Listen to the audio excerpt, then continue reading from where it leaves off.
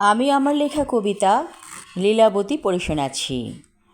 ও লীলাবতী, ওঠো ওঠো, খাবার দাও খাবো। লীলাবতী আর উঠে না, সে চলে গেছে পরপারে। যেখানে গেলে কেউ ফিরে আসে না কখনো, আসেনি কেউ। দূরদেশ, চোখের আড়ালের দেশে চলে গেছে লীলাবতী। ভোরবেলা উঠে পুজোর ডালি সাজাবে না আর কোনো দিন, তুলসী তলায় দেবে না জল ঢেলে। সেদিন আফিং খেয়ে বেদম পিটিয়েছিল কানাইলাল, ওর স্বামী দেবতা,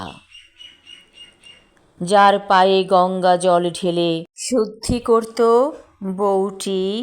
বহুদিন আগে এক ঘড়া গঙ্গা জল এনেছিল, সেই জল শেষ হবার আগে নতুন করে জল ভরত।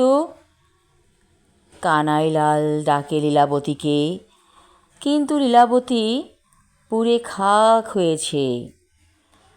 একটা ছোট পুঁটুলিতে লীলাবতীর শরীরের পোড়া ছাই রেখেছিল কানাইলাল সবার চোখের আড়ালে। সে ছাই দিয়ে মাটি মিশিয়ে মূর্তি গড়ল লীলাবতীর। প্রতি রাতে মূর্তির সাথে কথা কয় কানাইলাল। সবাই বলে বউ মেরে পাগল হলো সে। এখন রাস্তায় রাস্তায় ঘুরে কানাইলাল, বদ্ধ পাগল সে এখন। আমি আমার লেখা কবিতা লীলাবতী পড়লাম। ধন্যবাদ।